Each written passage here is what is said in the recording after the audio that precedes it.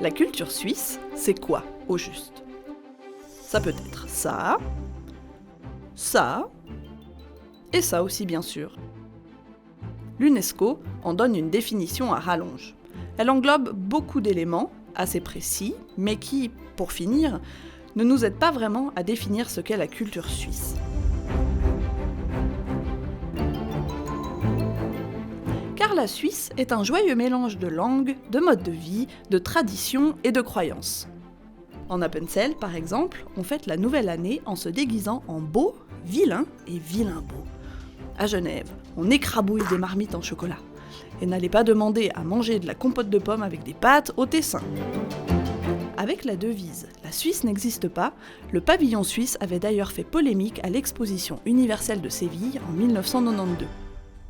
Peut-on se permettre de dépenser 28 millions de francs suisses pour un message qui ne passe pas ? Hier soir, 4 interpellations urgentes étaient présentées au Conseil national pour que le Conseil fédéral s'explique. Pourtant, malgré ces différences culturelles, les Suisses et Suissesses partagent des valeurs communes. Des valeurs que les écoles suisses à l'étranger, par exemple, font rayonner à l'international. Für uns an unseren Schweizer Schulen ist es ganz wichtig, dass wir ein modernes Schweizer Bild zeigen. Zum Beispiel ist die Schweiz auch sehr stark in Innovationen. Wir haben mehr eine Start-up-Kultur, die sich entwickelt hat.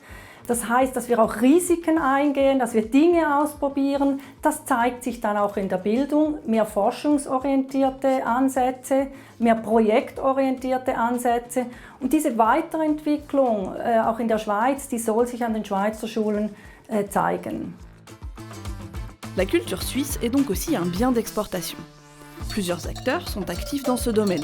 C'est notamment le cas de Présence Suisse, qui, au fil des années, a rendu plusieurs symboles helvétiques célèbres.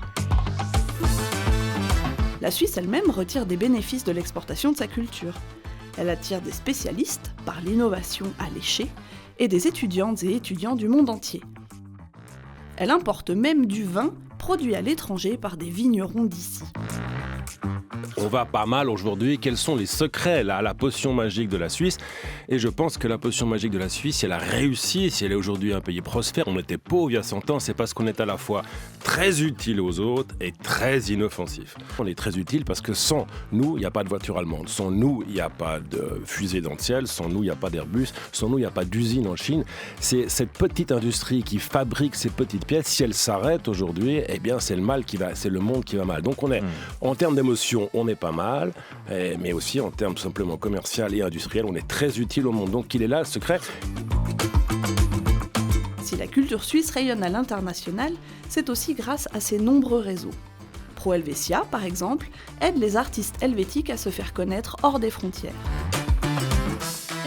Ou Swissnex, qui tisse des liens dans les domaines de la formation, de la recherche et de l'innovation.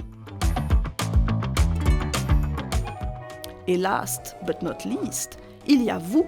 Les Suisses et Suissesses de l'étranger sont les ambassadeurs ultimes de notre pays aux 4 coins du monde. Aussi grâce aux clubs qui, chacun à leur manière, perpétuent la culture. Parce que, finalement, il existe tellement de façons d'être suisse. Alors, la culture suisse, c'est quoi ?